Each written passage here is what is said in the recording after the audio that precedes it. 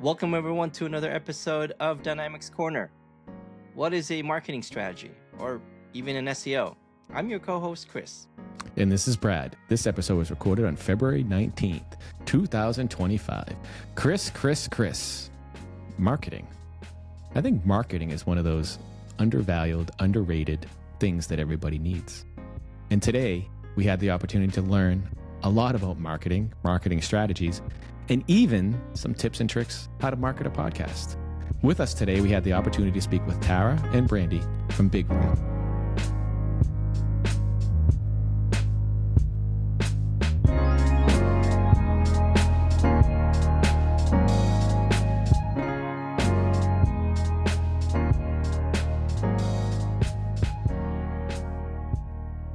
Hey, Kris, did you know that you can use AI in Business Central to manage your financials? Really? You can? How? You can with Data Courage's apps for Business Central. Data Courage helps you uncover the why behind your data. It's not just about looking at numbers. It's about truly understanding them.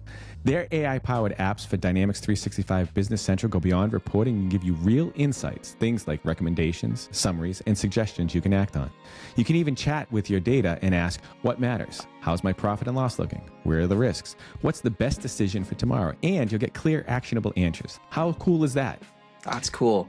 Take their app's financial intelligence. It creates your profit and loss statement and balance sheets in minutes, gives you an instant pulse check of your financials, and frees up your time to focus on decision making. And they've also got other apps that give you insights on customers and products. Oh, and here's an important part. The AI is built with security as a top priority, so your data stays safe right where it belongs in your environment. Ready to see the why behind your numbers? Visit datacourage.com and check out their app and app source.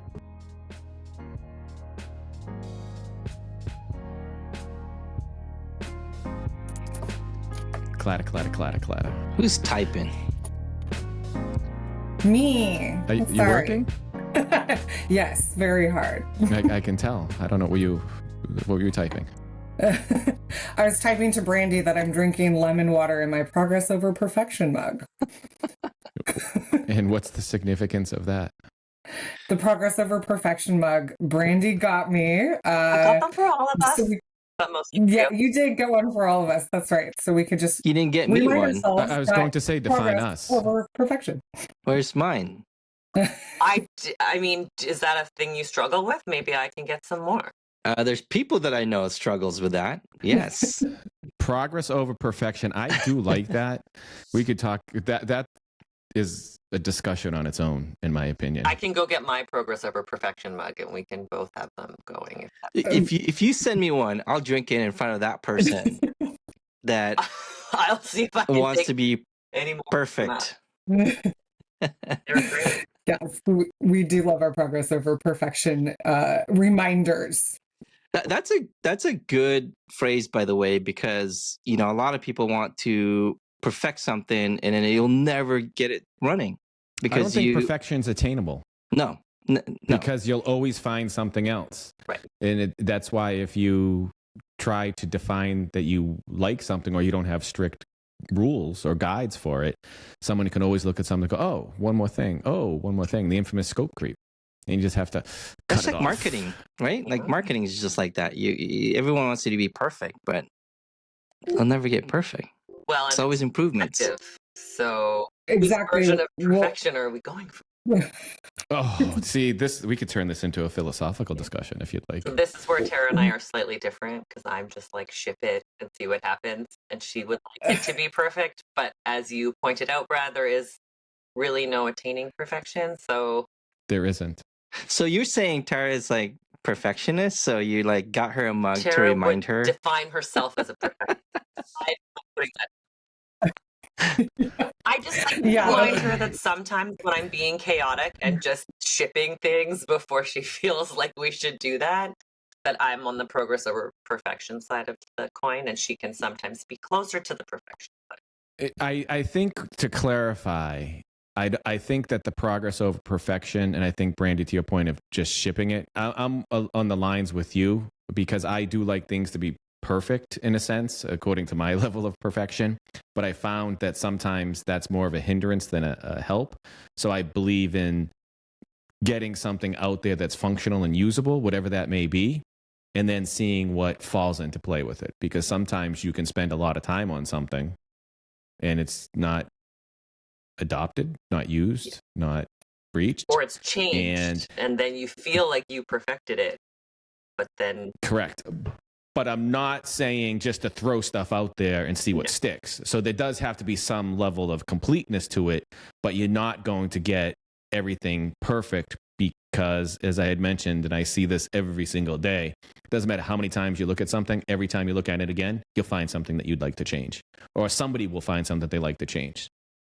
And to be clear, if perfection was an option, that would be my 100% goal in life at all times. But it gets in You my live in real life. way, right? So at some point, just for my own mental health, I had to accept that maybe I'm never going to get everything all right the first time. So then... You said another key statement. See, we're going to be best friends after this. Tara's quiet over there. She's like, because I've learned like you, and that's You're it. not best friend quite yet. I'm not best friends. You gotta work. You gotta work on it. You gotta work on it. You gotta work at it. But you did hit a key point. Is yes, things will change. Somebody will look at it, and you have to get it out. If it was achievable or attainable, then we'd all strive for it. But unfortunately, I don't believe there is such a thing as perfection. If I was an accountant, it would probably cause me more concern to be perfect because that could ruin lives. But well, that's concrete because I think even in there, define perfect. The numbers have to add up. You may not like the numbers, and you can have the numbers in different places, but as long as the numbers add up, it still may not be a perfect balance sheet. It may not be a perfect income statement because you want more revenue, but ultimately you put the income statement and balance sheet together. So I don't think perfection is achievable anywhere. And I'm just going to lay it down. But I do agree with a lot of the things that you said. I didn't know we had some similarities. Yeah. It scares me in a way, but that's okay. I also think that we see it happen a lot, especially in product and in marketing, right? Where people are trying to guess what that last 20%, well, what if they want this, or what if we did this, or what, and then they're trying to put that in for something perfect. And then you'll spend 80% of your efforts on 20% of the output that may or may not matter, right? And so it's better and again, my mug always reminds me to, refine what is going to matter, and then 80-20 rule. what happens, and then you can better adjust after you've gotten feedback. That was perfect what you just said. See, so you achieved perfection in this conversation. But it is true. You can please some of the people some of the time, but you can't please all the people all of the time. So even if the point when you do deliver some, and I'm talking universally, I'm not talking, I do have some questions, a lot of questions on marketing from you. But it could be marketing, it could be a software product, it could be a vehicle, it could be a pen, it could be a table, it could be anything. Somebody will always find something different. Or what if it's raining on Tuesday and the power goes out and the wind is high, what will we do then? Sometimes you have to say, well, we'll deal with it if it happens. And or we'll just let it go because that's not that important to us. So you have to be able to cut some of that stuff off and realize that there is a target market that you want to reach in the case of marketing. But before we jump into the topic, and I've been dying to have this conversation, so be ready. Well, I thought we were best friends already, so now that I know. See, now she's stuck with that. She's going to be stuck the whole entire time. No, I'm going to work on making him my best friend. See, Chris, you see what I did there? Now she's going to work on trying to be perfect. So she was working on progress, but now she's trying to be perfect. Best friend. If I work on trying to be perfect, this will all go sideways. So yeah. We don't want anyone to try to do anything. But before we jump into the conversation, would you mind telling us a little bit about yourselves? And Tara, you have the mug, so I guess we can start with you. We'll say. Oh man, I was going to make Brandee go first. Okay, then Brandee, you can go first. No, because you want to try to be more. You want to try to be a little more perfect than she is. Yeah, she have a perfect response. Right. I want to try to perfect whatever she. Yeah. We're a little competitive, like not usually amongst each other, but a little bit ourselves. Okay, well, that's good. What do you want to know about me? I have been in this channel since the mid-90s, so I'm just going to let all of you do the math on that. I have been working, I started working in admin. So one of my first roles was working for one of the larger bars that was selling Navision that came over from Denmark to Canada or to North America. And so I started working in admin, and then I did sales and marketing coordination for that company. I vowed that under no circumstances would I work in technology or continue to do marketing when I got out of university. I got a 4-year degree in criminology, good old arts degree. If you need to know how to bury a body, I can give you some tips. And then when I got out of school and couldn't find, a role in my space because halfway through university decided I didn't want to be a lawyer, which was sort of my track at the time. Ended up working for going to a recruitment company, working for them for a bit in sales and marketing coordination. And then when I ended up back at a marketing company that was focused only on VARs and ISVs, and that was in the early 2000s. And so somehow, despite going to university and working really hard to not be in this space, I am here, a solid, however many years later that makes me. And yeah, and I actually really do enjoy it. And I think just over the many, many, many years of being exposed to all of the wonderful and wild people in the software reseller channel, I have absorbed a lot of really great information and learned by osmosis a lot of why the partners and bars and ISVs do what they do. And then on the flip side, what the customers or the prospects are looking for, which I think is a part of what makes our team great. Tara will go into her background as well, but everybody here sort of has a long standing story with the Dynamics channel specifically. It's one of those things. It's like that ride or that saying, I'm messed up this week. I don't know why. So you'll have to forgive me with it. But it's once you enter, you cannot leave. Yeah. Because I've known many people over the years that have been in the space that have left and they come back, they get pulled back in. They do. So it's once you come in, you can't leave. There's an invisible magnet there for sure. Oh, yeah. I believe so. Yeah, Tara absolutely. Can give you her. Yeah, I'll give you my long winding journey in this channel. No, so currently I'm COO and partner at Big Room Creative, and just a little quick about that. I mean, we are a boutique marketing agency specifically in the Microsoft Dynamics space. So we really focus on that. However, I started in about 2004 in the channel. So that's a little more specific than Brandee's, but fun fact, a lot of people don't know this. I actually started selling Navision when it was Navision. But that lasted only about a year until I moved over to ISV side for a very prominent ISV in the channel. And I worked there for over 15 years until I was the VP of marketing there. And then they were sold off. And in that process, I was lucky enough to work with Brandee and Brian and that team because we were augmented marketing. So half was in-house and half was outsourced. And when the company sold, we had just worked together so well. Brandee and Brian asked me to join. And so it's been about 5 years now that we've worked together on making marketing magic in the Microsoft world. Aiming for progress, huh? I like that marketing magic in the Microsoft world. So Big Room is a marketing agency in the Microsoft space. Do you primarily work with customers, partners, ISVs? Who do you work with from the marketing point of view? Almost exclusively the partners and the ISVs. We don't really have any end user customers. We have in the past sort of been exposed to some of the end users and sometimes done some stuff for them, but we really focus on helping the bars and the ISVs build their brand identity and differentiate themselves in this market. Obviously on the ISV side, it can be a little bit easier to differentiate yourself as the products are a little different, but working with some of the bars and everyone selling similar products, that's sort of our sweet spot, is helping the brand identify what is it about them that makes a customer want to buy Business Central from them versus any number of the competition. Excellent. With the marketing, and this topic has been on my mind for quite a bit. And from hearing the history from both of you, like myself, we've been in this space for quite a bit of time.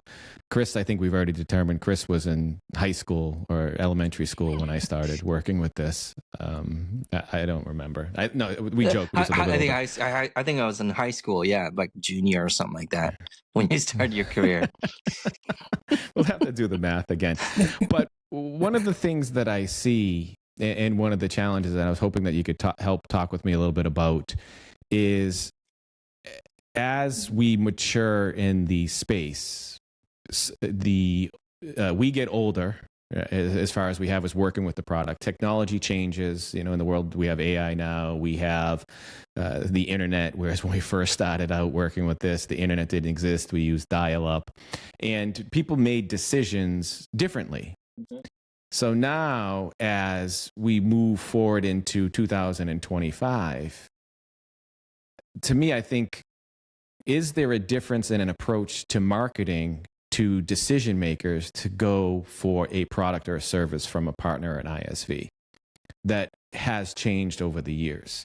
And more in turn is, how do you market across generations? Because we have a mature industry with Business Central, started with Navision, Microsoft Dynamics Nav, but there's also a lot of new companies that are starting to use the application because Business Central is becoming more and more popular.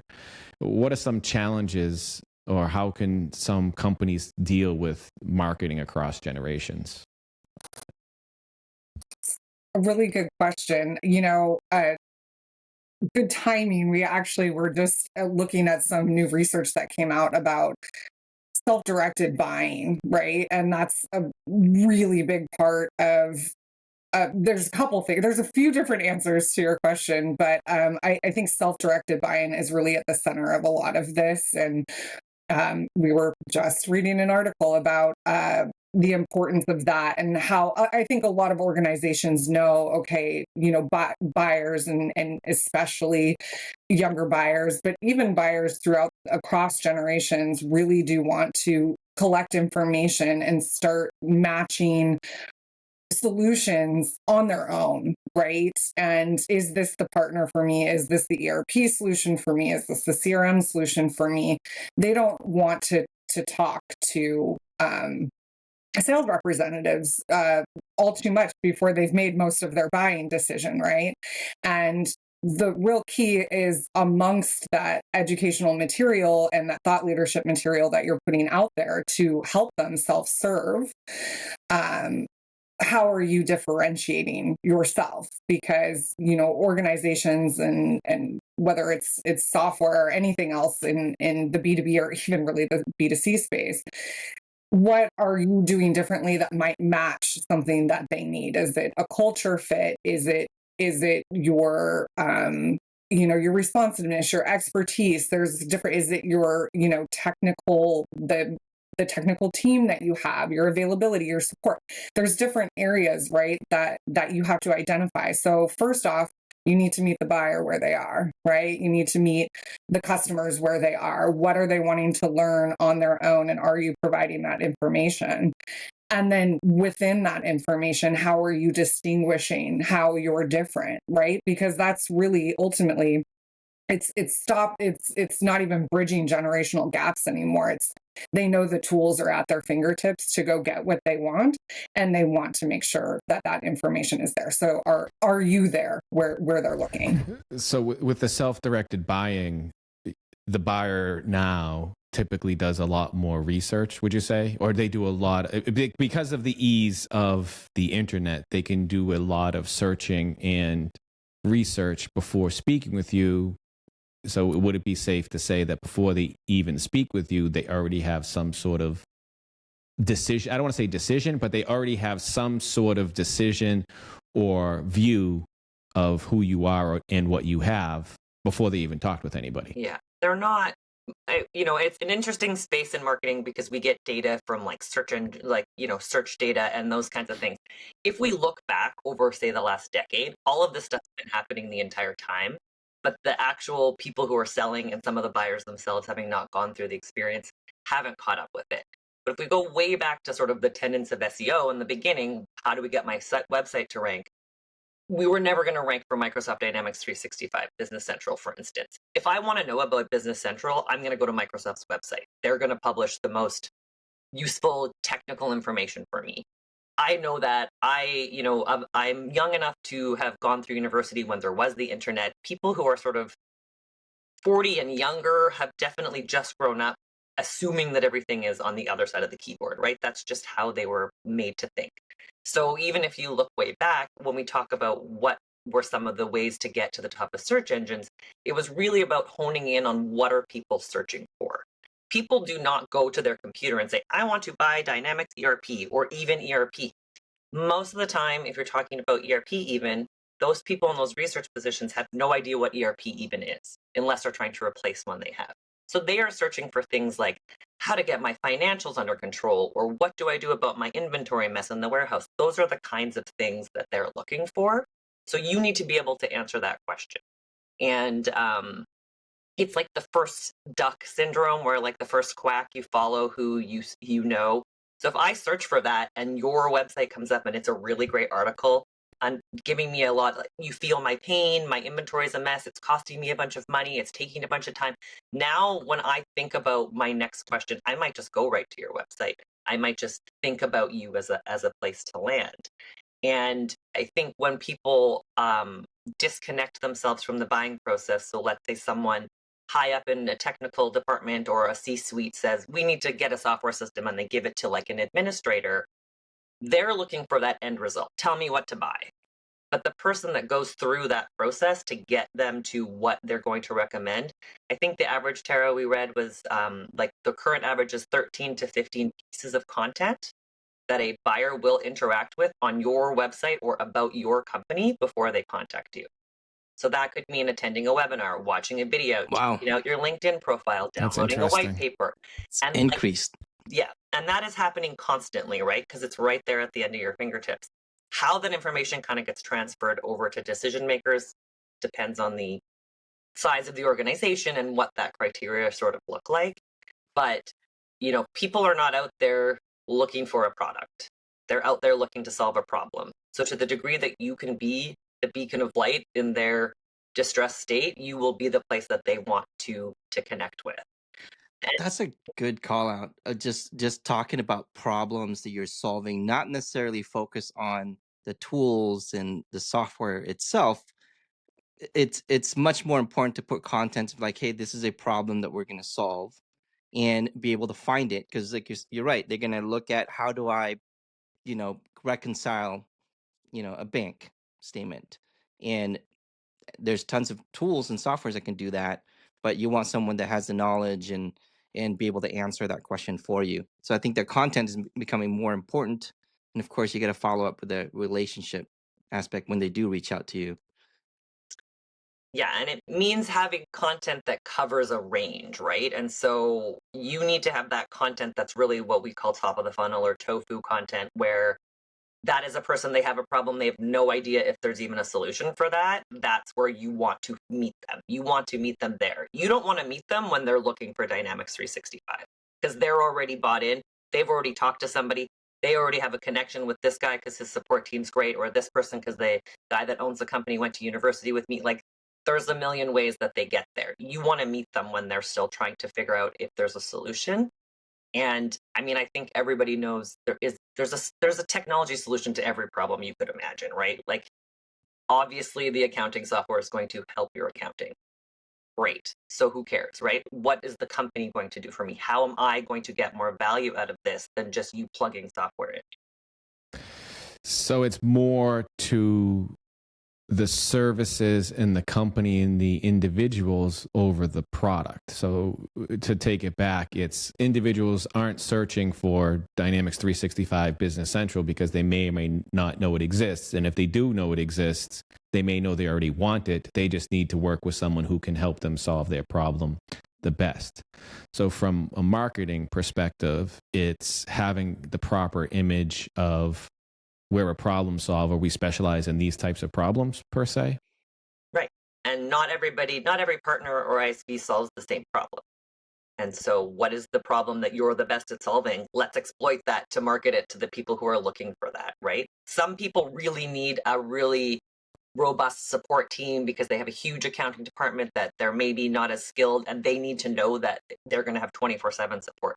Other people are like, I don't really need the support. I just need someone who I can trust to maintain it and make sure that my software doesn't go down, right? There's a whole gamut of reasons why people will attach them. No, I like it. I really, and the point that you hit was Microsoft is now spending a lot of time on the documentation of Business Central, as you had mentioned. They're doing a great job of explaining what it can do, having white papers of what it can do, adding content to their website, even down to the details of how to do specific functions.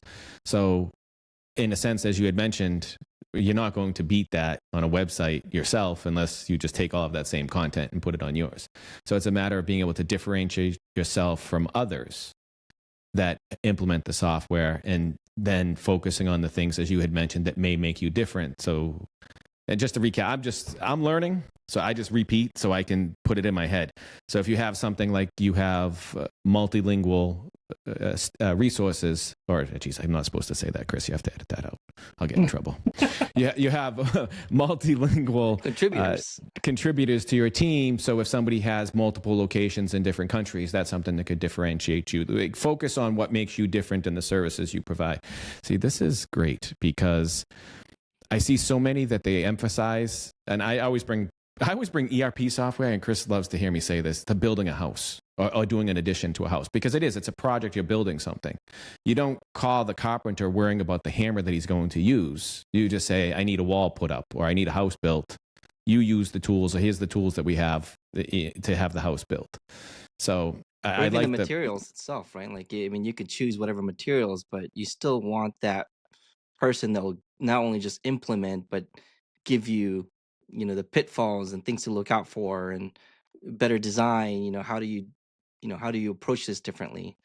That's important than just someone who can just hammer stuff in. Yeah, I mean, anyone can like put flooring down, but it would be great if the person who was going to do that told you that this is the worst floor you could choose for your dog because they're going to ruin it, right? Like, that's the disconnect kind of right there, right? Anyone can sell you anything, but is it going to work for you? Right. And I think this is also, where we saw this emergence. So, you know what, I'm actually going to create a much longer story about this. Going back to my 1 year as in Navision sales, I'll never forget. I had to create this CD, like an actual CD-ROM that was sort of this sales presentation. We focused on like kind of like civic organizations, right? Maybe municipalities, cities, things like that, counties. And I put together this whole CD-ROM that was like, why, right, our organization address this and our version of nav and how we configured, what I shouldn't even say nav because it was Navision at the time.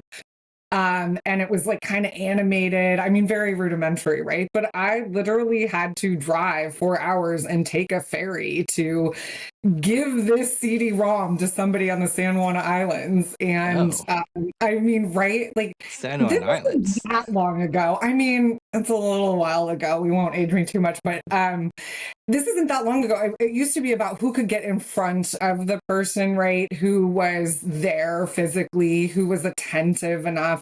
And now everything that was probably on that is something that you would want to put out there on a much more generic, much more accessible informational site, right?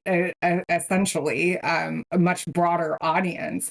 But I think this is also where we saw, as the core product got a little more general, this is where we saw that emergence of verticalization, right? Like really focusing on industry, and we know your industry, we know your processes. And then, from there, it's okay, well, are we local? Are we not local? Or as Brandee mentioned, do we have the larger support team, or do we have the more boutique firm because you want this white glove service? Circling this all back to our progress over perfection, where I think a lot of providers, software providers maybe got misdirected was they were focusing on the 20% outliers, right? Thinking that if they could just capture or target the broadest audience. What if somebody's bigger? What if somebody's smaller? What if they're this? What if they have a bigger budget, a smaller budget, this? Let's make sure that we look like we can do it all. I think that's where a lot of organizations got misdirected in this transfer from like these on-premise, your in-person, software solutions to more of these accessible cloud. I mean, what an ERP can do for the price these days is just uncomparable to what it could do 20 years ago, right? And so again, it's really about that distinction, and there's multiple ways to do that: verticalization, team makeup, culture, resources, those types of things. But it is so important, and it has obviously evolved over the time. I think technology is added to it. I have a whole list here that I've been keeping track of questions. So do you want me to fire them all at you, or do you want me to do them one at a time? It's your show, man. We could do rapid fire. It's not okay. So we talked about. It's not my show. It's your show. No. You are the stars of this show. You are the stars. Yes, talk to people in marketing, sir. Like, we are used to it being everyone else's show. Well, this is an exception. This is your show. Okay. You make everybody else's show look good. How's that? That is the so. Goal. Therefore, it is your show without it being your show. Right. Yeah, we're the quiet stars. I like that. Well, I think marketing is one of those. In my opinion, marketing is one of those that it's tough to measure the results at times because it can take time. And how can you quantify certain things that you're marketing? Because you may do a specific campaign to go with what you're talking about. This is my opinion. So you just tell me if I'm off base before I get into the questions.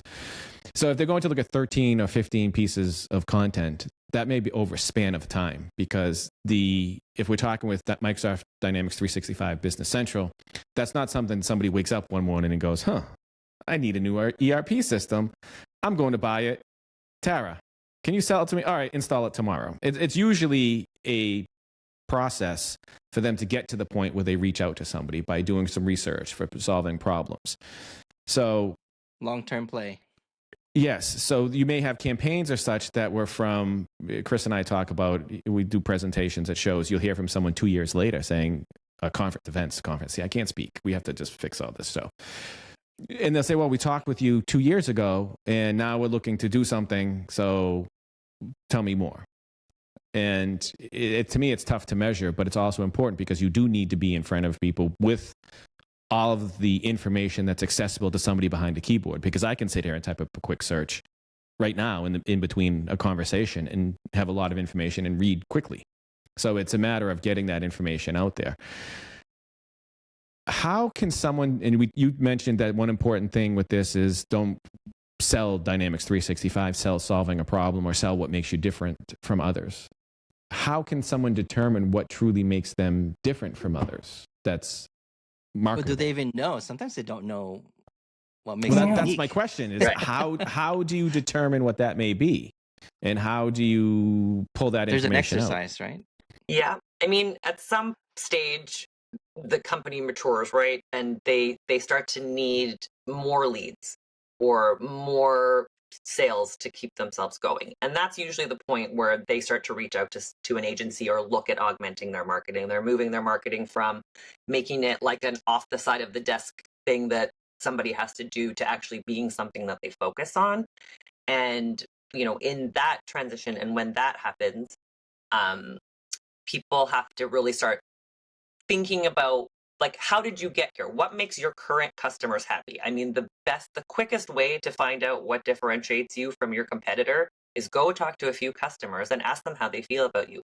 Ask the ones that love you, ask the ones that you've had challenges and overcome, and ask the ones even that maybe are still in the midst of a challenge with you, and just figure out what they would say. What would they tell somebody else about working with your organization? That's kind of where we start the base of this. There is a whole exercise, to Kris's point. He may have been put through part of it at some point in his life. And as something that we work on when we have new customers on board, is this foundational element, right? So if we have someone come to us and say, we need a new website, we're like, that's fantastic. We love that. We can do that for you. Why? What's it about? Well, we want to sell Dynamics. Great. You and 7,500 other people to my left. What do you actually want to do? You don't actually, like, do you wake up in the morning and think, I want to sell Dynamics 365? Probably not. What do you want to do? You want to help a nonprofit get a better handle on everything so that they can contribute back to the community better. You are really jazzed about inventory velocity and making sure stuff doesn't sit on shelves, and you really feel good when you help somebody uncover that mess. Maybe you're just somebody who loves to support and you just know so much about the technology and it really gets you fired up and you want to contribute that back to another tech team at, you know, your customer organization. So starting to look at like what motivates you and your company to continue to do this, that isn't just to get a paycheck. Understood. And I think the exercise would be important because I talk with many, and I don't know if they really even understand themselves what they're trying to do. And it's not that they're not good at what they do. It's not that they're not passionate, they're not successful. Sometimes it's difficult to pinpoint, like you said, let's identify in reality what are the key distinct bullet points of what makes us different. It's tough to, it's almost like writing a bio about yourself. Exactly.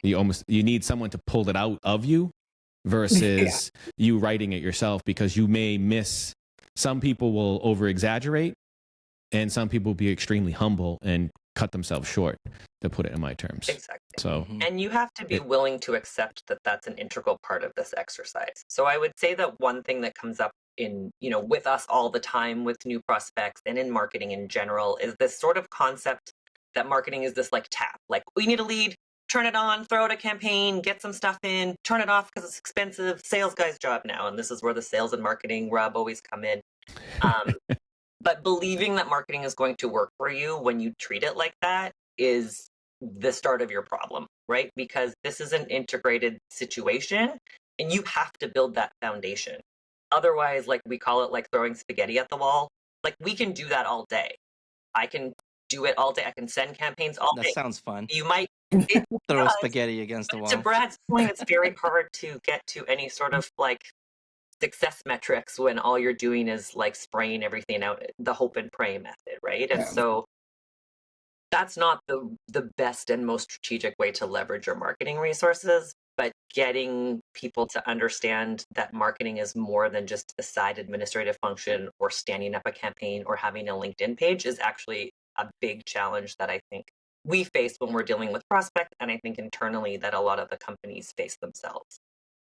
The way I look at it too is like when I have this conversation in Brandee, I've gone through that, you know, branding conversation, like who are you? And the way I look at it, it's almost like I want to catch fish. Okay, what kind of fish? You know, and there's different oceans and lakes. I want to catch freshwater fish, or I want to catch tuna. And then maybe you're fishing out in a different ocean, or there's no tuna there, but then you're wasting your time, right? So it's very, very important for all organizations, and at least the ones that I've worked with, where you have to identify that fairly quickly of like what kind of fish you want to go after, and not just any fish. So it's important to go through that exercise to really identify, okay, what kind of a fisherman are you? And what kind of lure do you need, right? Or pole or boat. Exactly. No, that's extremely important, and it's for anything. I think from a sales point, it's understanding your target, and you have to define a target. And the answer can't be, to Chris's point, every fish on the planet, because it's not feasible for you to be able to catch every fish in the planet, because saltwater versus freshwater, you have different bait. Small fish versus large fish. Some fish will eat frogs, some fish will eat crickets. So your bait's there. But talking with this, and you're talking about the marketing campaigns and not just throwing and spraying, I think that you had mentioned, Tara. It's how long, we had mentioned that already. Now we have to go through an exercise to bring it to simple terms. So an exercise of identifying how we're different from others. Also identifying who our target is, like who is our ideal customer in this case, or our ideal fish. Once we have that done, we need to determine to come up with a plan to market to them. How do you do, and you have to be searchable. It's what your point was. How do you determine where to market? You had mentioned LinkedIn. I had a conversation with someone the other day. They said, and I don't ever use it unless somebody sends me a link and I click on it, TikTok. They said, well, TikTok is a big advertiser. It used to be Instagram. It used to be Facebook. You have web pages. You have websites. You have different events that look for sponsors. How can you determine how can you determine where you could market yourself? Or do you have to just do everything? Well, it's not financially feasible to do everything unless you are Microsoft. So that's part of where you start, right? Is that, Tara? Yeah, I mean, there's a lot of different. We're specifically working in the B2B space, right? And so there already are certain outlets that are just a little more successful than others based on what we know, right? One really popular method is LinkedIn, as you mentioned, Brad, account-based marketing. Do you know the profile of the companies or the people at those companies? And that goes back to the foundation. There is a way to target them through the information that they have on their LinkedIn profiles. That can be very effective. It can also be very expensive. So another way is searching. Now that you've identified, okay, what are the compelling events that happen with your target audience before they come to you? That's another really good question to sort of start to identify what your target market looks like. What is happening to them prior to them seeking solutions? You start to look at search terms. What are they looking for on the internet to solve their problems or to reach the goal that they want to reach? And you start to look at the viability of those. So before you put obviously any money into it, there are ways to see, okay, these people are searching for this or they're not searching for this, and there's this volume for this. And you have to look at your existing assets. Do you have a list of people you've met previously? Are there people that go to certain events that fit your profile?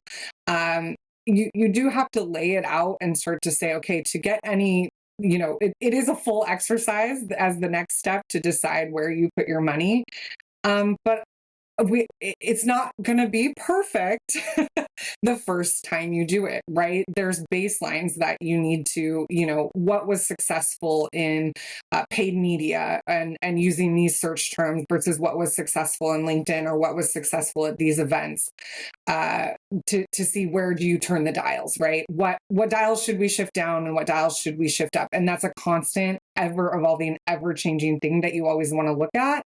But even upfront, it's going to take you some baseline to figure out, okay, which one is doing the best or seems to be yielding the most results in terms of converting or engagement, that sort of thing. So you do have to do a little trial and error, but you can do enough legwork up front once you've identified your target audience, that being the biggest, right, importance there, to start to see what works. Once you go through all that, you're mentioning that you'd be able to measure like their search terms or measure the results of your campaigns is what you're talking about, or where you're marketing. How do you determine that? And how long would you say that it takes for something to become effective to where it is searchable?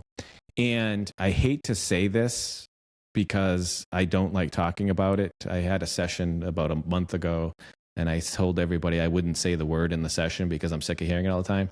Now that there are AI tools that bring results back. So what considerations should you make for tools such as AI that may bring information back or search differently? Then I know there are also blockers, ad blockers and such that may inhibit some information being obtained of the effectiveness of the campaign. And that also goes back to the question of, I have them all here and I'm just trying to get them all out before I forget. That's it. I do it on purpose sometimes just to see which ones you can remember, Sure. Or actually the truth is, and I'll say it now for everybody, I just say them all so I don't forget. Yeah, we know the secret. Now you know the secret. It's out because Brandee and I are best friends now. I could share that secret with my best friend. But how long would it take for a campaign to be measurable? And I'm not saying effective, because the campaign may not be proper or appropriate based upon the conditions that you put for selection of audience or selection of information, and the key for the differentiator yourself. But what is the time period that you should wait, and what are the considerations that also you can make for the technology of today to make yourself appear?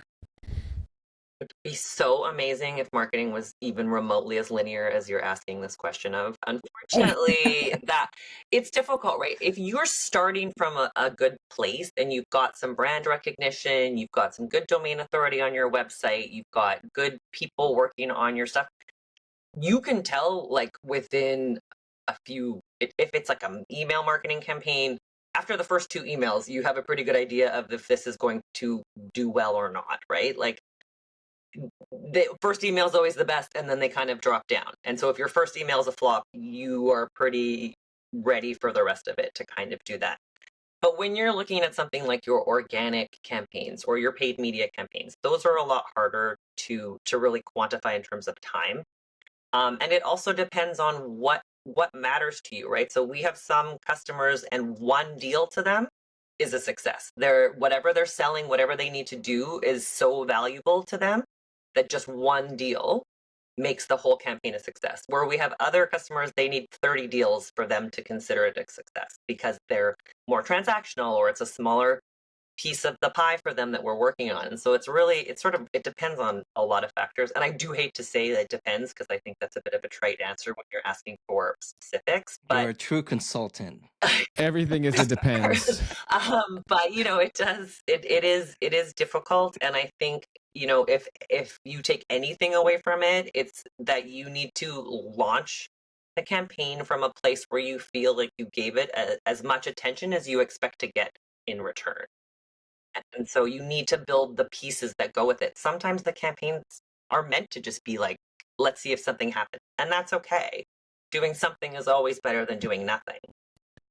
So, and to go back to your point of marketing being not so linear, I am not that unique. So I'm thankful that we're having this conversation, because I'm certain that many others may have a similar question of, how do I do this? But I heard in your response to the question, put some sort of success metric in the campaign along with I guess take out the time, but put in, as you had mentioned, if we get one deal, the campaign's successful, we're happy, instead of we're going to send out 700 emails, for example, and we expect to have 700 replies because everybody loves us.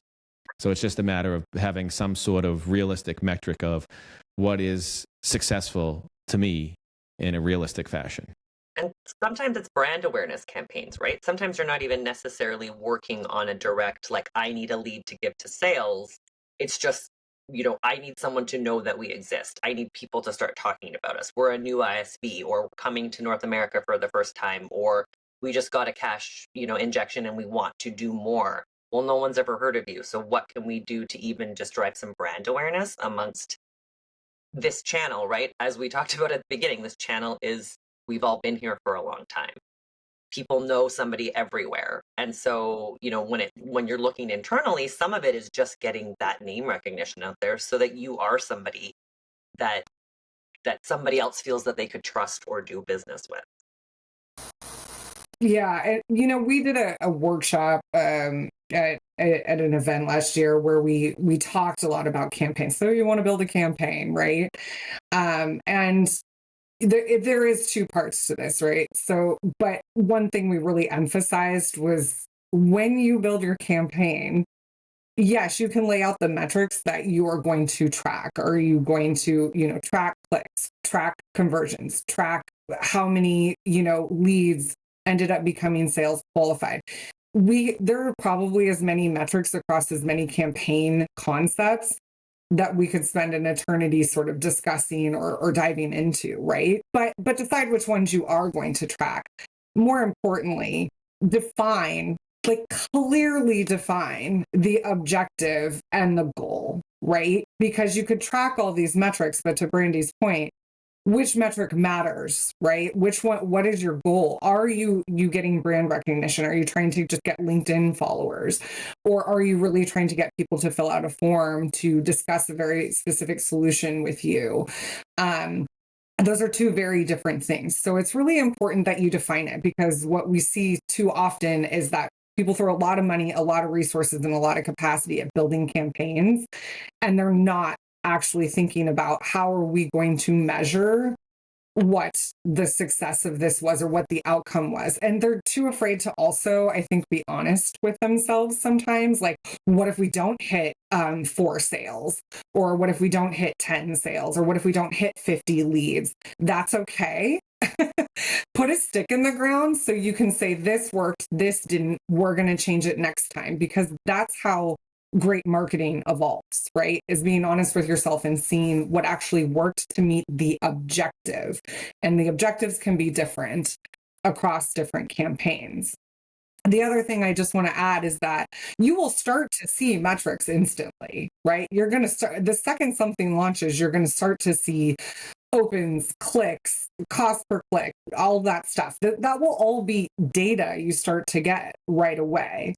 You do have to get, though, some directional, like, information about that data, which means you do have to let things run for a period of time. I think that kind of goes back to your original question about, well, how long do you do it before you decide it works or it doesn't work? I think if you're starting a new, let's say, paid media initiative, you've never done it before and you want to try it out and you're going to do these search terms or whatnot, anybody is likely going to tell you, or we would likely tell you, you got to let something run for 60 to 90 days to baseline it. It doesn't mean you don't see some directional data after 2 to 3 weeks where you can make some tweaks and be like, okay, this search term or this campaign or this segment of this is working really well. This one isn't so much. Let's dial this one up. Let's dial this one down, see if it changes. But don't just try it for 4 weeks and then be like, well, that did or didn't work. That probably won't give you the directional data that you're looking for. And with the consideration, how do you think AI, and the reason why I'm asking, I hate to bring it up because I hate to talk about it because it's not, everything world's not AI centric as much as everybody may think it is, or maybe it is, and I'm just, It's affecting everyone. it does affect everybody. But I saw somebody post something, and I forget where it was the other day, and they said, well, they got their first lead from AI. And it's, one, I'm curious to know how you can track it back to AI, somebody prompting AI and getting a result. Post. But how do you feel that impacts somebody's marketing campaigns? I'll use the word campaign versus the traditional campaigns, right? Traditional campaigns, again, over the course of the years, you had mailings, flyers, emails, ads on websites. There's what I would call traditional, but now with search, in my opinion, being condensed, because now even on Google, or what's the other one? Google, Bing. Microsoft, all the other search engines. Bing. See, I told you. But it's now you get the AI response at the top of your results that has links to it, along with the listed websites or pieces of content that match your result. What are some considerations? One, how does that impact your campaign with everything that we've spoken about? And what are some considerations someone could make so that they can be in that top summary for problem solving? So if we go back to the start of our conversation, when we talked about the 12 to 15 or 13 to 17 pieces of content that somebody wants to interact with you with before they talk to you, that is basically what's going to feed those AI snippets. And so to the degree, just like SEO, it's garbage in and garbage out.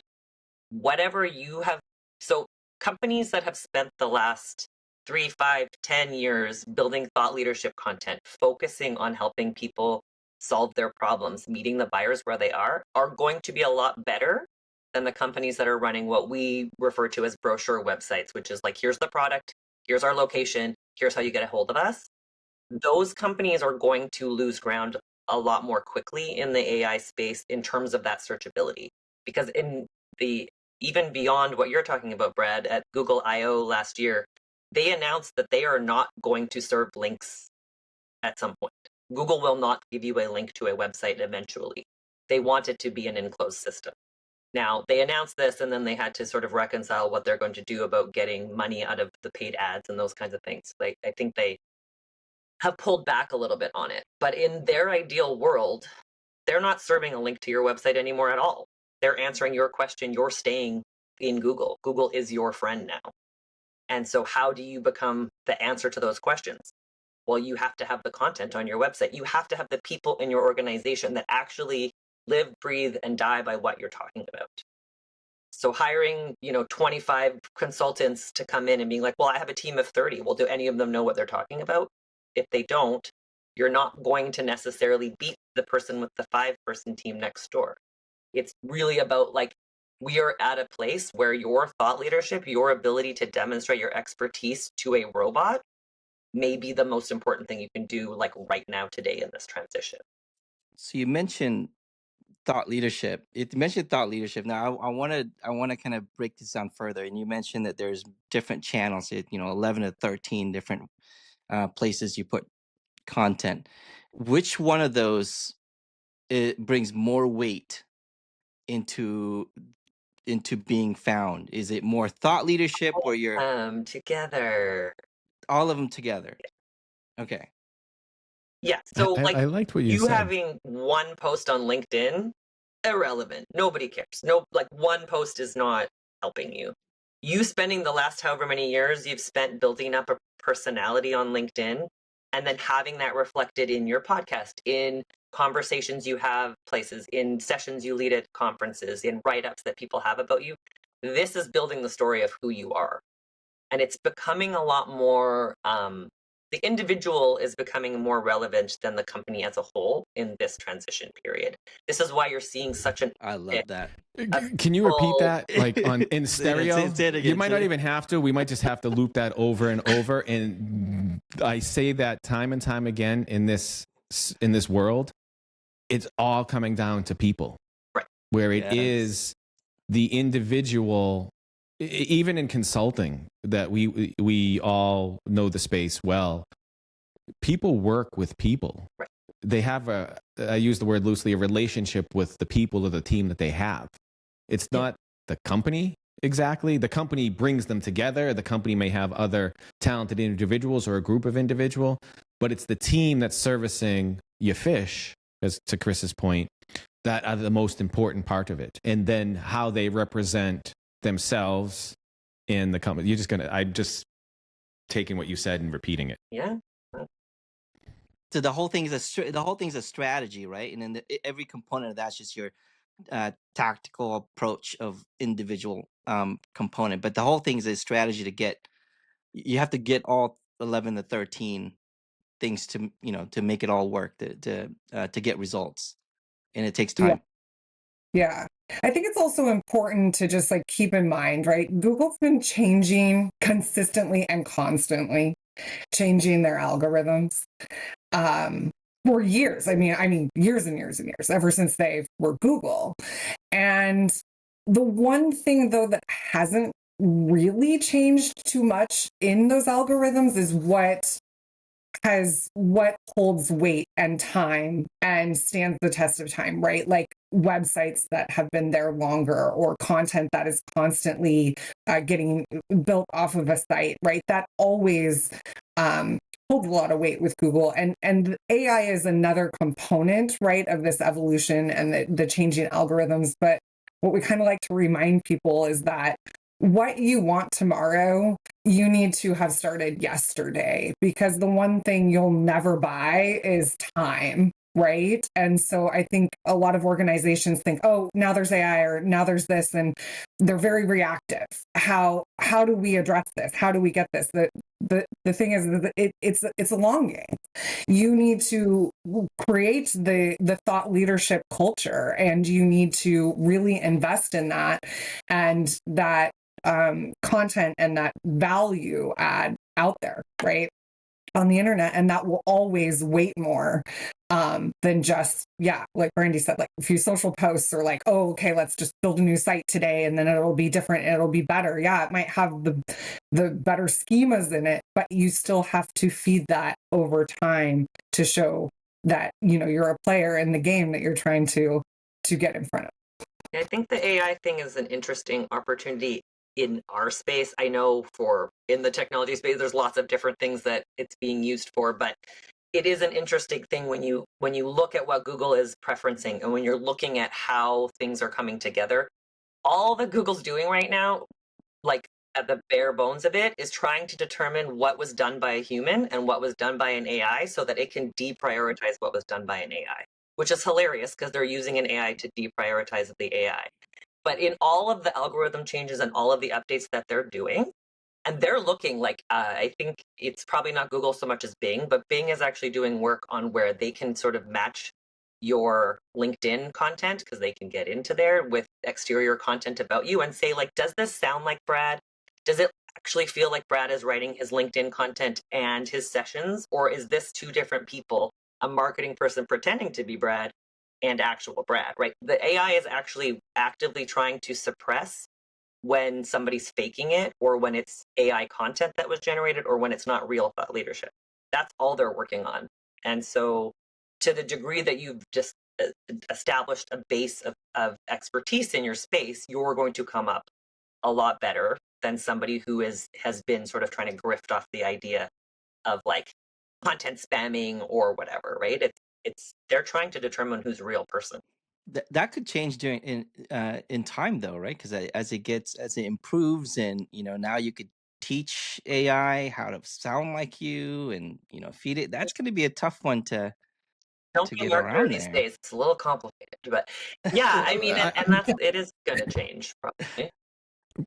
Before we continue, let the record state, counselor, that Brad is Brad Brad. is Brad. The only thing Brad uses is Grammarly, which is a great tool, which I've used for a long time to just. Have AI built in there, Brad. I don't know. They Well, did add that. It doesn't. It does have AI to help improve some of your sentences, but you don't have to use it. I sometimes will dictate in a rant what I want to say and some of the things that I post because I'm mobile or somewhere, and I'll have to use Grammarly or something to go back to clean it up. But Brad is Brad at this point. Until we should do an AI Brad. Until we feed it with your voice, man. Look, these are all recorded, right? So anybody can download this episode and just feed it to AI and say, "I want you to sound like Brad." I'll tell you, I used 11 Labs before, and I've had conversations. I mean, it wasn't as good as real time, but recording some snippets, and I would love to have some conversations that way. Which this is another PSA for that. Speaking of the voices, this is how the tangents of my mind will go. You need to have a safe word with people. Because of AI and these conversations, these things going on, I cannot tell you how many people that I've heard stories of, and I've known firsthand where they've been almost scammed because someone will say, "Hey, Dad, I'm stuck at the car dealership. Can you send me $200 or $2,000 to get my car?" At that point, you should say, "Okay, what's the safe word?" Like, it's not some crazy questions, because now anybody can find anything about anybody on the internet. You need to have a safe word that somebody can authenticate them. Or I know someone that had someone call and say that they were broken down on the side of someone in there close to them was broken down on the side of the road to come pick them up. They weren't there. There was someone there that was ready to rob them. Like this is how creative some of these scams are going. You're talking about the voice, Kris. Yeah. Go back to my public service announcement. Maybe we'll cut that out. Maybe we won't. But everybody have a safe word. That's all I have to say. Kris, we need to have a safe word with each other. I know. Yeah. I'm sorry about the tangent, Tara's like, where did this just Yeah, go? you're right. It's actually, I wasn't sure how far I should go with it, but like this did actually happen to my in-laws. Where they thought my stepson was calling them because he's been distracted. It is actually really scary. And you're right. We talked about the safe word. So But see, just right here in the conversation of four, I don't know, Brandee and Kris, if it's first, and I'm talking firsthand. I'm not talking I read it on the internet. Like between four of us here, two of us know somebody close firsthand that had somebody try to use fake voices to take something from them, whatever that may be. And mine was money. I mean, so if that's happened to you, then that's what I'm saying. Look at the percentages of how good this is getting now, because it doesn't take a lot. You can automate a lot of that stuff now, too. So the safe word is good. So, Tara, thank you. Now we're best friends. Brandee, see you, bye. Brandee, you're still working on that. You got to work on perfection.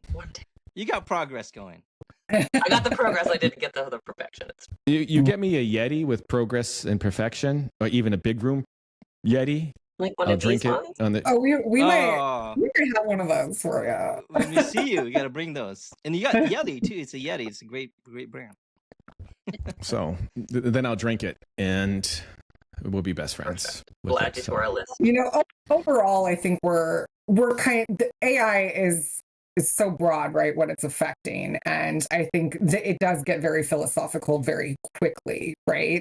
But if we're just speaking in terms of marketing or delivering software solutions, it is also, there is some exciting stuff, right? And I think that we shouldn't be just push it aside and be like, tomorrow's problem, right? Because it really is affecting us today. So being a part of that evolution and using it as a tool where it makes sense is really important. And also staying on top of, okay, how can I build in strategies and execute them so it's going to meet AI where it is today and help me not be so reactive in the future where it's like, oh, oops, didn't do that. Now what do you do, right? So you're adapting to the AI revolution, whereas some marketing folks are like, nah, I'm not, they're so against it. But it sounds like you guys are adapting to that and make it part of your strategy. Those people are either lying or almost retired and they don't want to learn something new, because I think it would be insane to believe that you could operate in a digital landscape these days without understanding what the AI is doing. That doesn't mean you have to turn your job over to it, but it does mean you have to stay up, on top of it all. And we do use it here, right? We're not going to pretend like, oh, well, we never would use it. And I think Kris and I had a conversation on LinkedIn about ChatGPT the other day, but it's the same thing, garbage in, garbage out, right? I can use it to quickly get something done because I can say, I want X, Y, and Z in this format for this audience done this way. I want you to look at this. It has to sound. You can tell it all of those things and it will give you something that you can then start to work on, right? So now I have a draft that's 70% of the content that I want. I still need to go in there. I need to make sure that the headlines make sense. I need to make sure it makes sense for the brand voice. I need to put the links and the calls to action, and all those things have to go in there. I also had to start with something more than write me a blog post about inventory, because that is not any use to anybody, right? And so you have to be an expert, and then you have to use the AI to supplement that, not to replace it. You're not going to get rid of a staff member and then be like, well, now all of the content's written by this AI. It's like, yes, we know, you can tell, because it reads, it sounds. You can tell. Use the word delve. Oh, there's so many words that you can pick up on. This landscape. We delve into this inventory management. Man, to delve. Do I ever use any of those phrases? Right. See, I'll have to create content and say we need an anti-AI agent to say that we need to make your text not sound like AI. You can tell another that key point. It will just spit back the same. In today's dynamic business environment, if you Google just that sentence, 700% of the websites will come up. Everybody starts a blog post like that. It's an internal joke in our organization. What is it that I have to search for? In today's dynamic business environment, or in today's competitive landscape, it's always today's ever-evolving business landscape. Now we have an 86 on that in our organization. Have you found using ChatGPT or whatever AI tool, your LLM tool you're using, where you ask it to write something for you but consider the SEO? Yep. Has that worked well, or is it off entirely? It works-ish. So again, if you're going to say, I'm going to do my SEO with ChatGPT, with the little agent that someone built in there, you're going to get 70% of the way there. The same 70% that the other 12 people that also went through that exercise got, right? And so it can start, it can help, it can give you ideas, it can build out a bit of the structure. But again, if you don't know what you're doing, it's not going to be the end all and be all of that. And I mean, I think we go back to how do we get found, and how does my website come up, and how does this happen? The base of that is not just your foundational messaging about who you are, it's your digital architecture and how all of that stuff was constructed in the first place. To our knowledge, there's no amount of AI that is available right now that could replace somebody who has that as a background, who could come in and do that in a way that we would say would be successful. It's an augmentation, but it's not going to be a replacement right now. I mean, who knows, right? Future is what it is. So you're using AI tool to augment your day-to-days just to get you a baseline, to get you going, because sometimes, starting is difficult for many. And so using AI to kind of get you started and then be able to get the ball rolling. And I think it improves efficiency so that you can focus more on the creative side now that it's built something for you as a starting point. Yeah, and I listened to a really interesting podcast actually just about 3 days ago. About Was it this one? Is it us? About this, Okay. Yeah, it focused a little bit more on the role AI plays in education. So I won't go down that rabbit hole because that's a topic in and of itself. But the conclusion of it, I think, is very relevant here, which is we really should not have prompt engineers running our organizations or any parts of our organizations through AI. We need art directors to run art through AI. We need real digital architects who know how to do this from the ground up, running the SEO and those components through AI. We need copywriters who know their own voice, who have,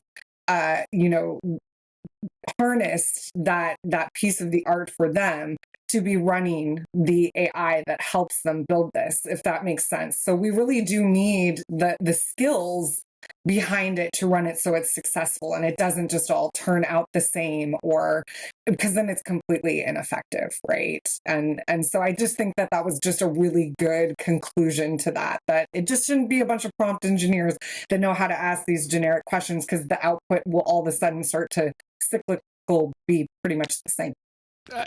Very valid point. You need to have the right people in the right position doing the right thing, because it's also the same. You have just because somebody can do something doesn't mean they should, or doesn't mean they're good at doing something else. You could be a great technical person who can build the space shuttle. It doesn't mean you can run a business selling space shuttles. Right. You need to have the right person in the right role. An additional thought before we wind down here, to taking up all the valuable time. I could talk with the two of you all night long, and we'll probably have to have a conversation. Yes, that's what I was just about to say. We will be ready in Vegas to have many conversations, some impromptu, some will be coordinated. But we've talked a lot about marketing across many different areas with AI, with where do you market, how do you market, timing and such. And you work with many different customers and many different ISVs within our Dynamics 365 stack or space. What are some of the biggest myths, I guess you could call them myths, that you hear from customers or that you see in the space about marketing for ERP software? We talked about what differentiates you or ISVs. What are some of the myths that some people come to you that you hear that aren't so valid?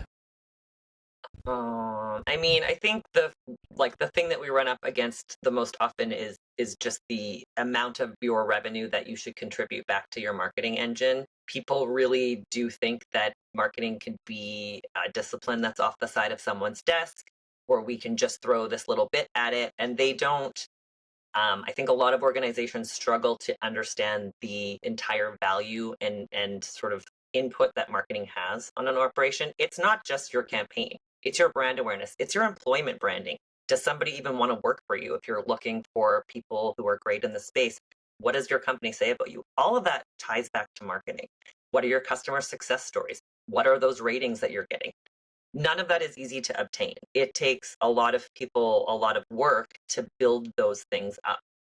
And so assuming that marketing can be run as sort of an off the side of the desk function, or sort of like we have a marketing coordinator, that is all we need, is I think one of the biggest, I don't know if that's a myth or how you would call that, but I think that would be one of the things we run into like most often. Yeah, I stole mine, but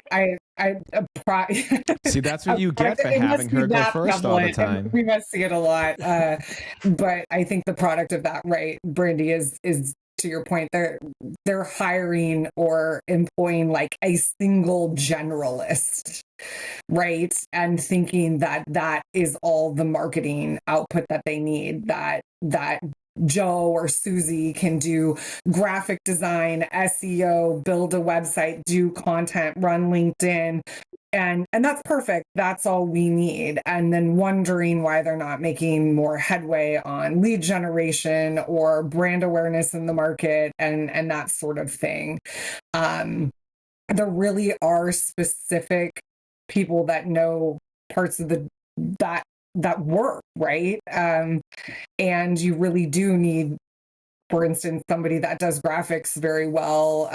Maybe you have senior and junior. You need somebody that knows overall strategy and organization. And yes, marketing coordinators can play a great role administratively, especially when it comes to events and putting pieces together or connecting parts of the department. But there really is no unicorn out there. I just want everybody to know that.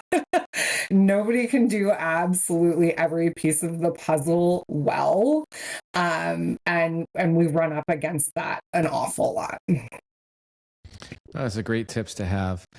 Brandee, Tara, I did want to go through an exercise with you, but I don't think we have time. Hopefully we can do it in the future, unless you have time, because I know Yeah, a podcast. no, You should do it for our afternoon, website. Brad. We're ready.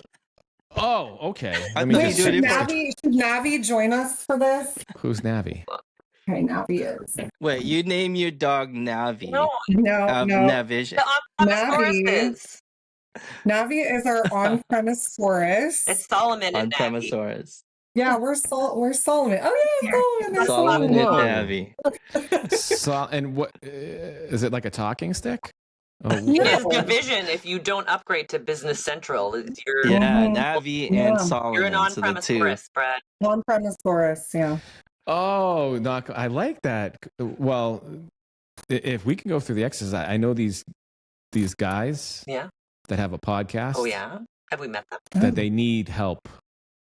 Yeah, and they just put up a new website. They And just put up a new website. I did not 'Cause they I didn't thought they think could do about it the on- help that was needed at all. we just need progress, okay? Hey, you We're not trying Progress to be over perfect. perfection, Progress, Brandee. not Progress perfection. over perfection. We have guest pages now. We have a number of things that we didn't have before, so we've progressed. You did. It's not perfect, and don't say it's not near perfect. And it's Okay, not so- on premise. I promise you that. That's good. So how did Navi and Solomon help us through this exercise of how we can have better brand awareness and marketing for this podcast? We're just going shooting out the general question. Just how You heard my questions before to Brandee, and she told me they're very linear. So I know how to talk into a microphone, maybe not well, and that's why I use Grammarly. But what do we do? Make it work. Do I sound like a customer? Love it. Love it.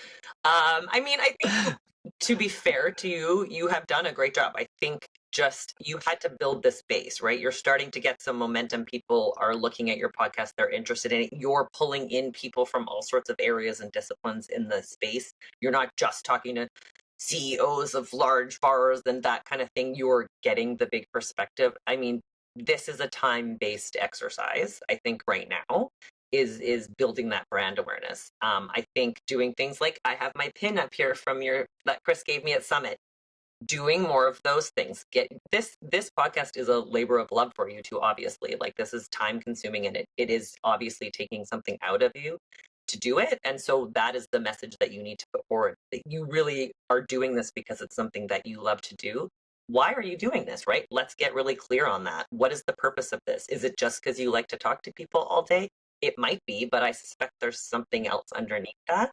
So I think continuing to build those relationships that you're building. I thought you were asking me a question. I was ready to answer. Sorry? I thought you were asking me a question. I was ready to answer. Okay. We're trying to make best friends, okay? That's the purpose. No, it is a labor of love, as you say. We started off doing the podcast about 4 years ago, and we took a different direction of it. For me personally, I enjoy talking with various members of the community to hear their stories, to hear what they do, because it is a great community. It's so large, but yet so small, even internationally. So I enjoy, this is me personally, speaking with many members of the community, hearing what they do, hearing how they do, learning their history. I enjoy the people aspect of it because we're all people every day working to try to be successful with implementations of Business Central across the D365 side. I can't even say Business Central because we branched out beyond that, like you had mentioned, Brandee. Yeah. So that's the passion for me behind it, is just letting everybody tell their story, whether they're an ISV that has a product that helps somebody run their business. Again, could be competing ISVs, even talking with you from a marketing point of view, getting to know you, your people behind a marketing agency that does well with Business Central, ISVs and customers. And maybe someone listening to this can go, oh, we need some marketing, or we need some insights, and let's speak with Brandee and Tara over at Big Room. So that's the passion for me, is getting the community together, understanding who's in the community, and everybody being able to talk about what they have and what they enjoy doing with others. So it's mine's slightly different than Brad putting this together. It's just really getting to know the human side of all the contents people put out there. There's incredible content creators that puts out knowledge, right, and thought leadership. But who are they, as human beings, and get to know them? Like, oh, I didn't realize this person played an ukulele. I didn't realize this person rode motorcycles. It's something that I can relate to, and just getting to know the people behind the persona of what's put out there, and that also includes partners that that's part of the show, and even ISVs, like including the both of you, and just getting to know. Like, I didn't realize that Tara goes on vacation all the time, and so and I didn't realize, Brandee, you and I are practically neighbors. Things like that was like, that's really cool. And just that relationship aspect of it, not just the content. That's what I love about doing this podcast. And then when we see each other, it's much more fun, because now we don't have to talk about work all the time. We're just catching up and like be friends. It's true. And it's, it is funny, right? We all get I think one of the things that's pretty unique about the space, granted, I haven't worked outside of the Dynamics channel, but even the competitive people tend to be out there helping each other out, right? Like, we would never hesitate to recommend one of the competitive partner marketing organizations in the space if somebody came to us and we didn't have the capacity to help them, or maybe they were looking for something that wasn't necessarily our sweet spot. And I think that's the same for a lot of the partners and the bars and the ISVs. You're cross-competitive, they're all cross-competitive, but in a fairly friendly way. I mean, I know there's obviously like certain rivalries and that kind of thing, but I think to the degree that you guys can continue to use your love of the human story and exploit that angle a little bit more around the community is going to further your ability to get your podcast across mediums. So how do we do that? I mean, you keep talking like you have been, but I think we're still being recorded. I think there's ways to talk to people, right? Wait, you said we could do the exercise, so. And I don't know, because we have never gone down the path of looking at what it would take to get a podcast or something like this off the ground, or like, more proliferated across the market. If it was me, I would be cozying up to like the board of directions and the Dynamics user communities and seeing if you can't get yourself as like a media contact at some of these events, right? And so we talked about that, huh, Brad? Because I'm listening, Kris. You see those kinds of things, right? So how do you transition from being, these two guys that happen to work together right now and have their podcast and they're talking to people? How do you become something more than that? How do you break outside of the concept that maybe you're looking for internal lead gen, and so you're just doing thought leadership as a podcast, right? Like, how do we get around some of that and really focus on putting yourselves out there like you're a community place? You are going to naturally, or probably have become, a hub of knowledge because of the amount of people you take the time to speak to on your podcast and in person. You're becoming a centralized place of knowledge yourselves, because if somebody asks you a question, you've got 4 years worth of these conversations that you can drag on. So how do we harness that in more than, here, watch our podcast episodes? I can't watch 4 years of your podcast episodes. I can email you and say, hey, I was wondering about this, and I suspect you probably talked to somebody. So how do you get that a little bit more front and center? Yeah, we have a little corner of Dynamics. Right. little dynamics And corner. there's a chair. Your dynamics corner. I also really like what you said about what you do a little bit more than what you have written about what you do, because I really love this angle See, of this right here is where yeah, we need help. And I told you, we need to pull it out. Like, this is like being in the therapy chair. I like this. yeah. Well, I mean, looking at your website, we could probably help you with that a little bit. But I mean, just front and center, right? The concept that you're cultivating and humanizing the Microsoft Dynamics 365 community, right? And it's not just Business Central, it's basically the Microsoft business application space. But I think that is the important part, right? And that's what you're ultimately out to do. And I believe, I mean, based on the number of people I see at events, and it's only a fraction of this community, there's tens of thousands of people out there interested in this. They're spending, a majority of their week in this space. And so I think humanizing yourselves a little bit more as a part of the brand for this is so important, because I Talk think you about do it when you're on the ourselves. podcast, but I'm not sure your website's doing Really it. don't. Well, how do we do that? I'm looking for concrete. Like, you're telling me to do this, but Yeah, I mean, I think just how I'm a get in it and do it. I can't necessarily do it all right. So verbally we'll on do that, some right? Like I want to negotiations. We'll give ingest you it. Yeah, we'll give yeah. you some But advertising space. You give us a little write up, and then we can. We I'll wear yeah, a big room shirt. we have a vested interest in your success, so we're very happy you to do. to talk with you more about it for sure. I mean, like I think one of the things, we go back to the beginning when talking about big room and that type of thing.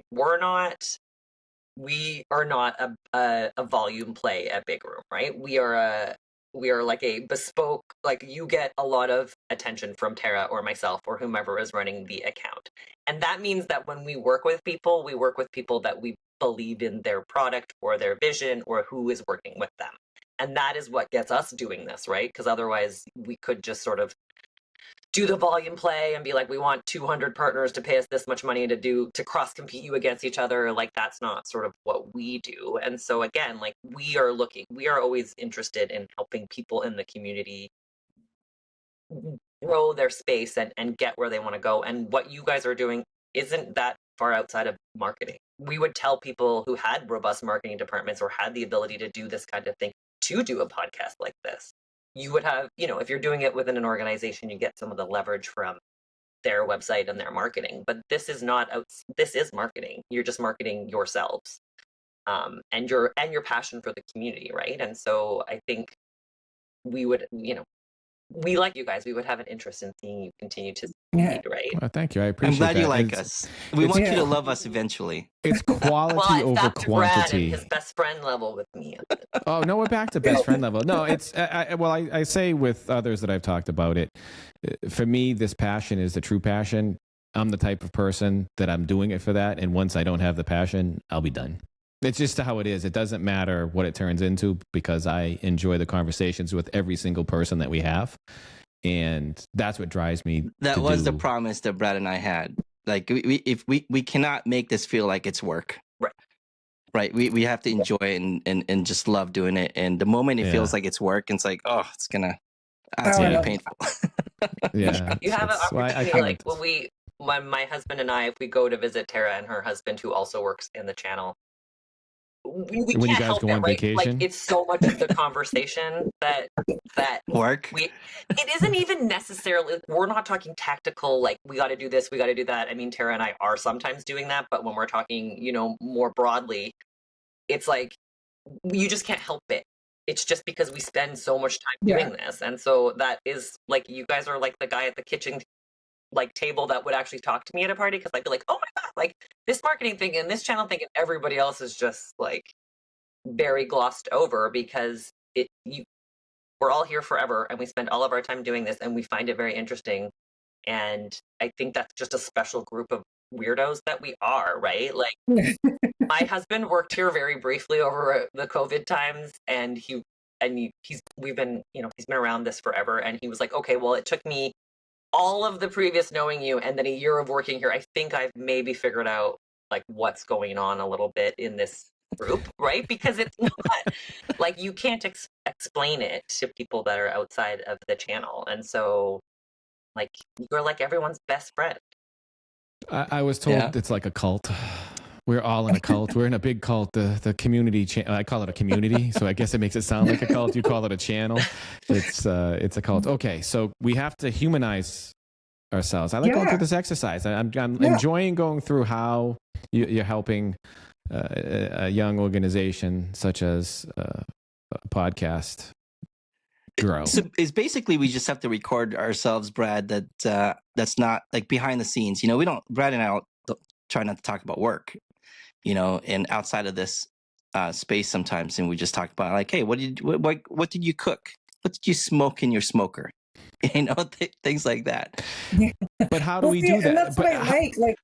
But how do we get that on the website so that it's searchable? How do we get it to show up? How do we do this? Like, this is where I'm stuck. Like, to go back to Brandee with my linear thinking, how do I get it so that we are marketable? Kris, to your point, we could have those conversations that we have. So we just record those conversations and just put them up as episodes without guests and just say behind the scenes. I would do that as just a portion of extending what you're talking about here, right? Because outside of this, if we left this room and we didn't know you two at all, we don't know if you go and leave this and not talk to each other until another guest comes back, or if you guys regularly hang out. Like, you know, people don't know that. No, we don't hang out.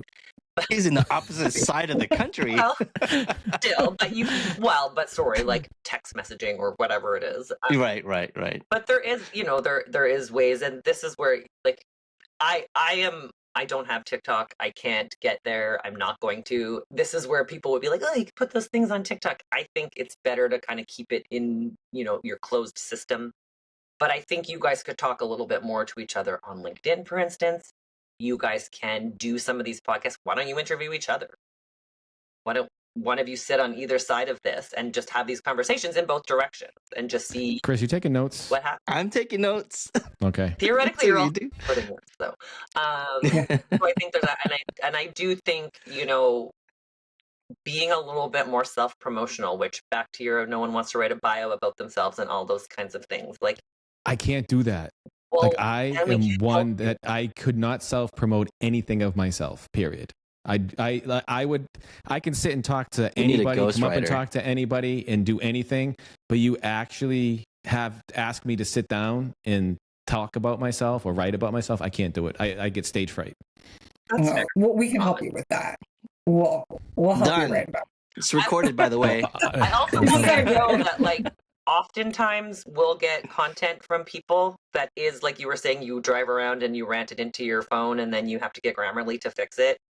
You oftentimes get just the straight thought, like stream of consciousness rant into someone's phone when they're driving around, and then we have to make it into something. Like, there are ways to get the content to a place where it can be publicly shareable while still honoring your issues with talking about yourself or your inability to write or your disinterest in sitting down in front of a computer and doing it. It's just about thinking about different ways to do that, right?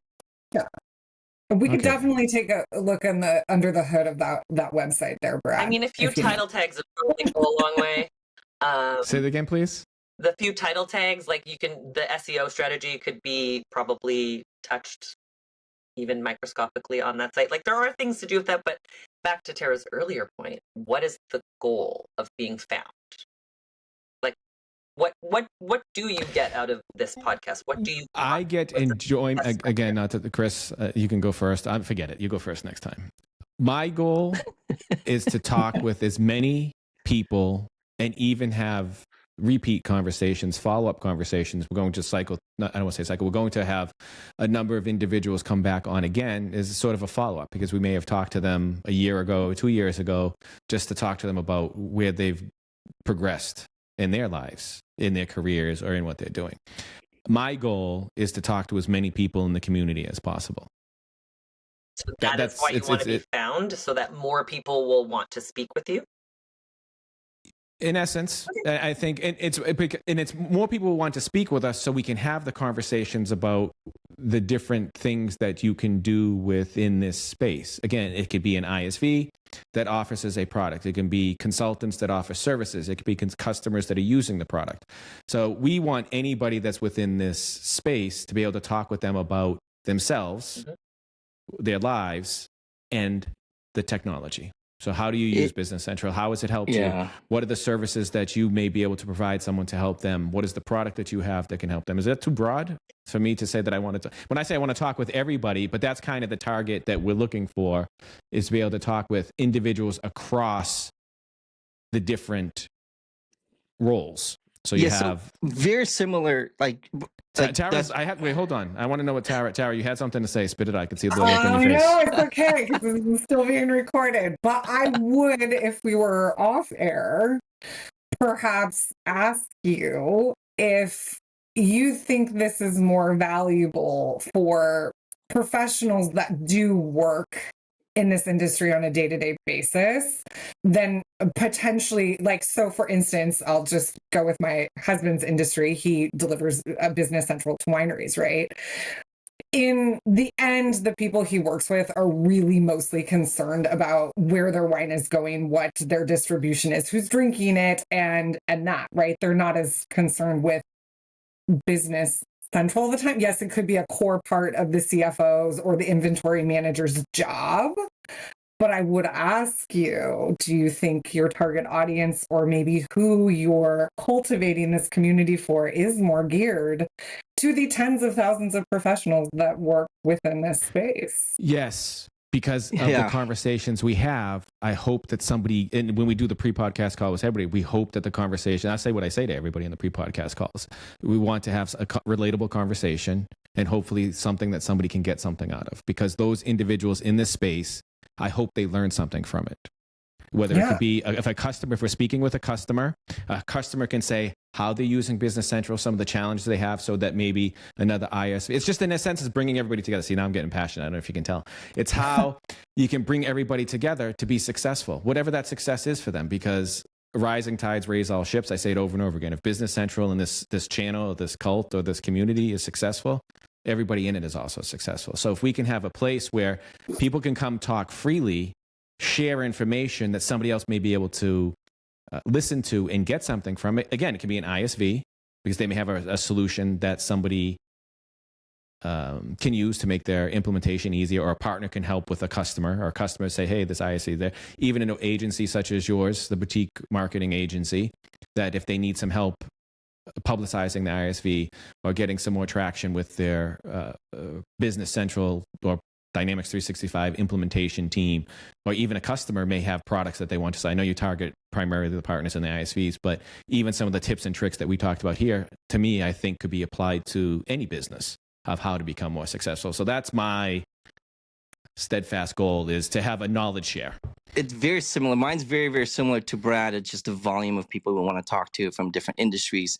And even if I can even extend beyond that, where, when I first started my career, it was very difficult to find content, very difficult to find people to, bounce ideas and things like that. Maybe you have some local user groups and such, but it was always been limited to the regional area. And so what I'm trying to get out of this podcast is to be able to reach out globally, where people can feel like, hey, I know I can listen to this podcast and I'm learning, maybe someone that's changing careers, or maybe kind of learning the industry, or maybe trying to get into this industry and getting information from that aspect. And so if I can help in that capacity to get more people into this community, it's like our cult, to get them to be part of this, the things that we're working on, that's perfect. Because then it kind of reminded me of myself, where I wish this existed when I was building my career, because it would have accelerated. Now I get to know the ISVs out there that I should be paying attention, or the tools that is solving problems, and instead of like Googling at that time and maybe only see the first 5. Now I can go to this podcast and maybe I'm searching for something, and it's, this, maybe we had a conversation solving a problem from different perspective, and not just reading a content that someone put out. So this types of conversations, these exercises you go through with individuals that you work with, I like the way that you're pulling this out. Yeah. To be honest with you, I'm just saying it. It's. I appreciate the opportunity to talk about the passion of it. Yeah, and I mean, it is part of what we go through. And again, sometimes customers they get really into it and they want to go down this path, and sometimes they think we're trying to like run a meter and just talk, you know what I mean? And it's like, well, really, like, we're only as successful as the story that we can tell. And sometimes that is a point at which we decide that we're not a fit for a certain organization, right? Because some organizations are like, I have lots of money to pour into paid media. I just want someone to run that for us. You can do it that way, and that's fine, but that just doesn't go very well with our business process. We do like to have these conversations. We like to make people think about it in a different way. And just like anybody's sort of craft, right? Like, we forget that things that we know or that we might off the cuff suggest you do isn't something that you would come up with on your own in a million years just because you wouldn't even think about it. Where I'm always like, well, it's like obvious, but it isn't obvious to people. And so you do need to have the conversations. Like, having that context that what you're really looking for out of this beyond building this knowledge base is to try to get more diverse people to come onto your podcast is a really big differentiator in terms of when you say you want to be found. It's a lot easier. Like, everybody in this industry will talk to you. They all want to talk. You run into them at conferences. They can't stop talking about their product themselves, their company, their thing, right? You just have to get in front of them and offer them the opportunity. And I would say, like, from my perspective, and I won't speak for Tara, like, it would never have occurred to me that you would have wanted to talk to us on this podcast until I think Brad and I had like a bit of a conversation. I kind of made a joke, like, oh, when are you going to have us on the podcast? When you said whenever you want, I was like, oh, I didn't actually think that we would be somebody that you would want on here.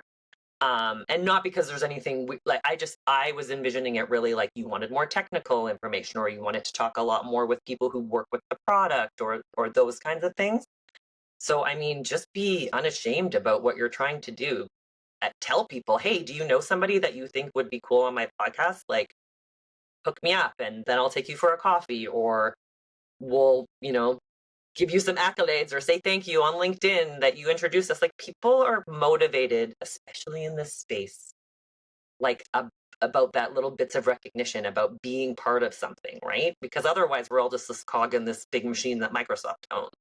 So giving people the opportunity to stake their claim is more powerful than you might be thinking about it, probably. Boom! This is great. Yeah, I think this is a referral program or something. Here we are. Like, we started off a little rough, but I think we're going to be BFFs by the time this is over. Okay, now we're acronyming it. We're gonna get the tattoos. It's Vegas, man. Don't get too. There are no more tattoos going on this body. I would get one more, but now I think I'm too old for it, so I'm not getting any more. See, I figure the older you get, the less it matters. I don't know, because the ones I go for, what you going for now? Well, it's yeah. Well, I think it's just a matter of where and what. I think right. I made sure that mine could be covered completely if needed. But anyway, we digress. Okay, so Kris, we need to talk to each other more. That might be a struggle. We'll have to work on that. We need to come up with some branding to talk about what we're trying to do with the podcast as far as bringing people together. It's not necessarily Brandee, to your point. Thank you. See, this is good. You pulled it out. But by the way, for the record, Brad and I talk a lot. We fix right outside of this. We just have to record it, Brad. That's the problem. Yeah, we could be anywhere right now. We just be like, oh, we'll just record this right now. You could be smoking. Some of those conversations I don't think we want to record, to be honest with you. You don't even have to necessarily record the conversation. Throw a selfie up there, or be like, Brad and I were having. I mean, just I think I probably I was way too into the Twitter era, so I got used to very everything was a quip. What can I throw out there, right? And that's just like where my brain goes with this kind of stuff. It's just like, that is the easy part. You're not selling FNSCM or whatever it's called today. Like, this is, you guys are just trying to get people to talk about themselves. Perfect. So we'll do the next conference that we'll all get to see each other. There'll be off the cuff conversation. Yep. In person. So for example, the directions, I think we're all going to see each other. Yep. So you guys will be there? We will. Viva Las Vegas. We'll be there. Vegas is big. We may not see each other. Mm. I've gone to conferences. We'll see each other. We went to a conference. I have never been to a conference and not seen you two, so I'm gonna assume that I'll see. I think I went to some conferences recently. Last summit, we didn't see a bunch of people. And I swear I didn't know that people were there. Was it in San Antonio? Was it that one? Yes, it was San Antonio. Where there were a lot of people that I normally see at these conferences or events that I didn't run into at all. And then I talked with them afterwards and they were there. It was just weird for some reason. Yeah, So Summit's a different beast in all of their like individual parties and that kind of thing. I mean, Directions is a little bit more. Oh, you'll see us at Directions. You're right. Directions is partner focused. Yeah. So it's a different type of. We are always attendee. Everywhere, so you will see us. Yes. I think it's a great place for us to continue the conversation about articulating your brand here, getting you out there more. Okay. Perfect. Some All right. Well, we started I the think that's the exercise. next step. I think you got to let everybody know you're here to cultivate the community. Talk to everyone. Grammarly won't write that for me, so I'm going to. No. We can send you some questions. You can think about it. We can have a conversation. That'll be excellent. I appreciate it. Okay, so we started the exercise. We will finish the exercise. Well, Just this, I think we have spent about 15 minutes looking at the time, or maybe a little more than 15 minutes. Again, it's a blur for me. And just what we spoke about in those 15 minutes totally changed my view of how to get the message out. I don't know how to do it. I know what we need to do, not the how. And also, it gave me an interesting perspective of what we're doing.